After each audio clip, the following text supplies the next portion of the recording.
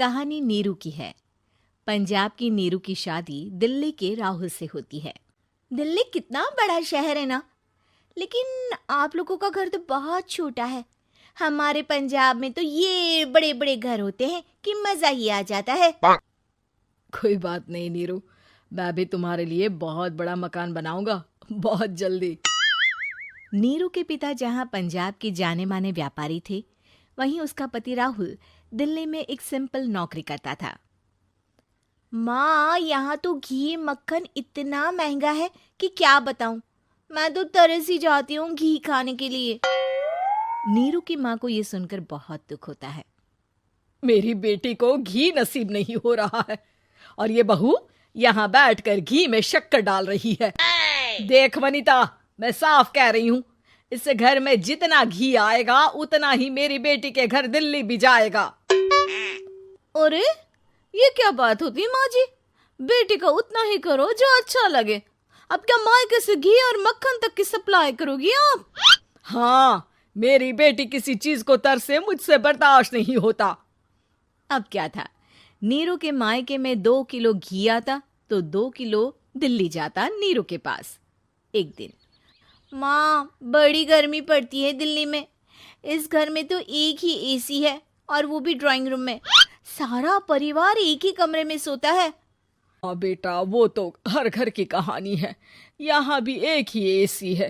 अरे बिल इतना आता है कि क्या बोलूं। तभी वहां राकेश आ जाता है। माँ, थोड़ी देर में यहाँ कुछ प्लम्बर आएंगे मेरे कमरे में एसी लगाने।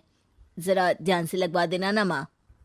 ओए, ऐसे कैसे तेरे कमरे में एसी लगेगा? हाँ राकेश, एक बार बात तो कर लेता। अरे पापा, वो वनिता को गर्मी में नींद नहीं आती। ड्राइंग रूम में सबके साथ सोने में वो अनकंफर्टेबल है, इसलिए। अरे पूरे परिवार के साथ वहां तेरी बहन नीरू भी तो सोती है। वो नहीं हो रही क्या अनकंफर्टेबल? समझ रहा है ना? अगर एसी लगेगा तो एक दिल्ली में तेरी बहन के कमरे में भी लगेगा, तभी तू लगा सकेगा। राकेश वनिता को सारी बात बताता है। वनिता करती भी क्या, मन मारकर बैठ जाती है। माँ, ये लोग ठीक नहीं है, क्या करूं मैं? अरे बेटी, यहाँ आ जा, तू यहाँ आकर रह ले। अरे छोड़ दे ऐसे पति को। कैसे छोड़ दूं माँ? समाज क्या कहेगा, लोग क्या कहेंगे? वैसे भी मेरा एक बेटा है मयंक। अरे हटा बेटा, तेरी उम्र ही क्या है, इतनी परेशान रहेगी तो काम कैसे चलेगा। खैर, बात आई गई हो जाती है। माँ को लगता है कि नीरू ठीक है, तो वहीं नीरू के मन में एक ही लाइन चल रही होती है, यहाँ आजा। माँ ने तो बोल ही दिया है कि यहाँ आजा। बस मयंक थोड़ा सा बड़ा हो जाए, इन गरीबों को छोड़कर मैं वापस माँ के पास ही चली जाऊंगी। वो इसी सोच में बाजार में चल रही थी कि मैम, आपका दुपट्टा जमीन को छू रहा है। नीरू जैसे ही उस लड़की की तरफ देखती है, देखती ही रह जाती है। हाय रे, कितना सुंदर लड़का है ये। अब क्या हुआ? मैंने कहा आपका दुपट्टा। तो खुद ही उठाकर दे दो ना। लड़का समझ जाता है कि नीरू उस पर फिदा हो चुकी है। वो उससे उसका नंबर लेकर चला जाता है। अब क्या था, नीरू और रोहित में लगातार बातें होने लगती है। मैं हरियाणा का रहने वाला हूँ, यहाँ एक बड़ी कंपनी का मैनेजर हूँ। अच्छा, और कितने बच्चे हैं तुम्हारे? बच्चे? अरे मेरी तो शादी भी नहीं हुई है। तुम बताओ, शादी करोगी? नीरू शर्मा जाती है। अब लेकिन मैं तो पहले से ही शादीशुदा हूँ। मुझे फर्क नहीं पड़ता, बस तुम शादी कर लो, भाग चलते हैं। बहुत पैसे वाला हूँ मैं, हमेशा खुश रखूंगा तुम्हें। नीरू रोहित से मिलकर सारा प्लान बना लेती है और फिर एक दिन घर से भाग जाती है। दोनों शादी कर लेते हैं।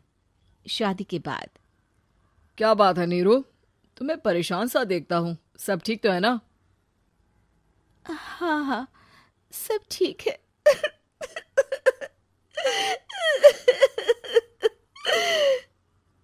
ये कहते कहते ही वो रोने लगती है। अरे क्या हो गया, रो क्यों रही हो? मैंने तुमसे एक बात छुपाई है। और वही बात अब मुझे परेशान कर रही है। रोहित, मेरा एक बेटा भी है, उसका नाम मयंक है। क्या बात कर रही हो? ये तुमने मुझे पहले क्यों नहीं बताया? देखो नीरू, मेरी माँ को मैंने ये नहीं बताया है कि तुम शादीशुदा हो। बच्चा मैं मैनेज नहीं कर पाऊंगा। नीरू को समझ में नहीं आता कि वो क्या करे। तुम उस बच्चे को अपनी माँ को क्यों नहीं दे देती? नीरू चुपके से माँ को फोन करती है। माँ, क्या मयंक को तुम रख सकती हो? बेटा, मैं राकेश के साथ बात करती हूँ। आखिर घर का बेटा वही है, जो वो बोलेगा। वैसे भी बेटा, तूने जो किया है ना, उसके बाद से पूरा घर तेरी बुराई कर रहा है। मैं भी अब किसी से तेरे लिए लड़ नहीं सकती। राकेश बेटा, नीरू ने तो जो किया बहुत ही बुरा किया, लेकिन मैं सोच रही थी कि क्यों ना मयंक को हम यहाँ ले आए। तभी वनीता बोल पड़ती है। वाह जी, ऐसे कैसे यहाँ ले आए? यहाँ क्या भंडारा भरा है? और जिस बच्चे की माँ ने नहीं सोचा, उसके लिए हम क्यों सोचे? नीरू को एक बार तो अपने बच्चे के बारे में सोचना चाहिए था ना। अरे लेकिन तेरे पास भी तो लड़का नहीं है ना वनीता। माँ, वनीता ठीक बोल रही है। कल को वो बड़ा होकर इसी घर का हिस्सा मांगेगा तो हम क्या करेंगे? माँ कहती भी तो क्या, वो चुप रह जाती है। वहीं नीरू का पहला पति कहता है। माँ, अगर आज भी वो वापस आ जाए तो मैं उसे माफ कर दूंगा। बेटा, गरीबी चीज ही ऐसी है, क्या करेगा। तू तो अब मयंक का सोच। वो बेचारा तो बिना माँ का हो गया। मयंक के खातिर तू दूसरी शादी कर ले बेटा। लोगों के लाख समझाने के बाद नीरू के पहले पति की शादी रिद्धि से हो जाती है, जिसके पहले पति से 2 बच्चे होते हैं। देखो जी, मैंने शादी सिर्फ बच्चे के खातिर की है। मैंने भी शादी सिर्फ बच्चों के खातिर की है।